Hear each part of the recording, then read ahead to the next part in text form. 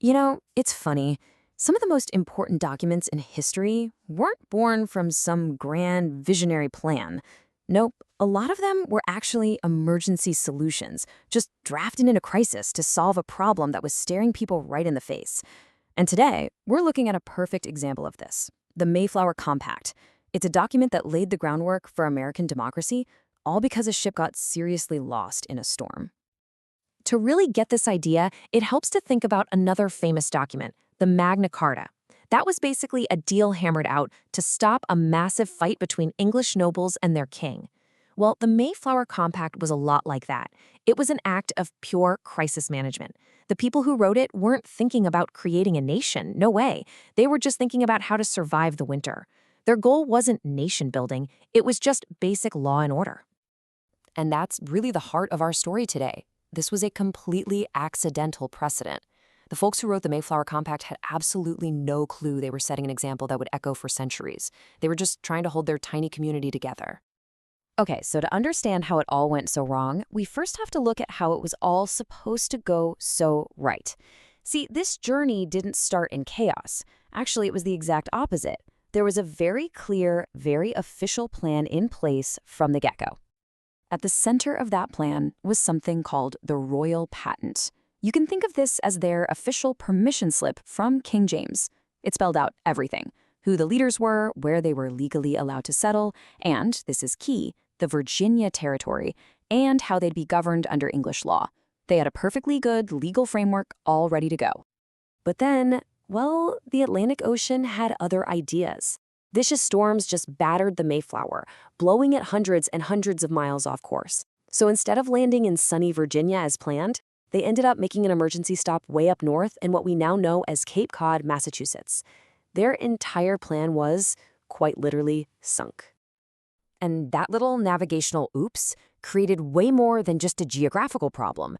It triggered a massive legal and social crisis, because by being off the map, they were also completely off the books. So here's the critical issue. Their royal patent was only valid in one place, Virginia. Since they weren't in Virginia, you could argue that their legal charter was totally worthless. And no charter meant no designated leaders, no king's law, no official authority, nothing. They were floating in a complete legal vacuum. And you know what happens in a vacuum, right? Anarchy starts to creep in. Some of the passengers started arguing that since the charter was useless, they would, and I'm quoting here, use their own liberty, which was a nice way of saying, you can't tell me what to do. The whole expedition was about to collapse into a free-for-all before a single person even stepped on land. So, facing a total breakdown, the leaders had to act, and they had to act fast. They couldn't use the old rules, so they had to invent new ones, right there on the deck of the ship. This was a moment of pure, high-stakes improvisation. Their logic was actually pretty simple, kind of like when you're arguing with friends over a board game. If the official rules don't make sense or don't apply, you have to agree on some new house rules before you can keep playing. So they decided to draft a compact, a formal agreement that would be their temporary rulebook to make sure everyone could survive and stay in line. And they got people to commit. 41 men on the Mayflower put their names on this document. And their goal wasn't some lofty philosophical ideal, it was intensely practical. They needed to solve one problem and one problem only. Who's in charge here? The solution they came up with was, well, kind of brilliant in its simplicity. Unlike our modern constitutions that are hundreds of pages long, the Mayflower Compact made just 3 basic, powerful promises. 1, we will choose our own leaders. 2, we will create our own laws as we need them. And 3, we all agree to obey whatever decisions are made. Simple, right?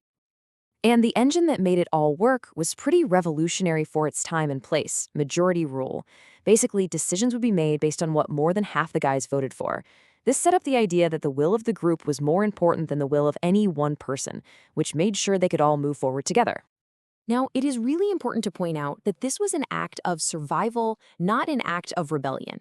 They were super careful to say in the document that they were still loyal subjects of King James.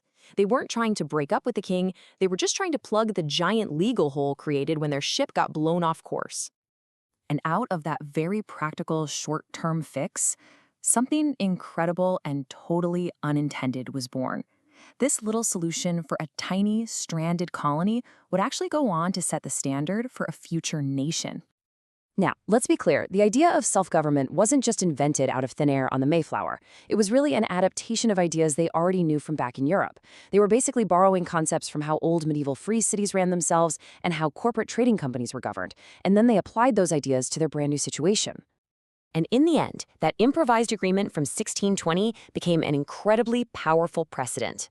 It proved that a group of people could just come together, agree to form a government, and then actually live by the rules they created.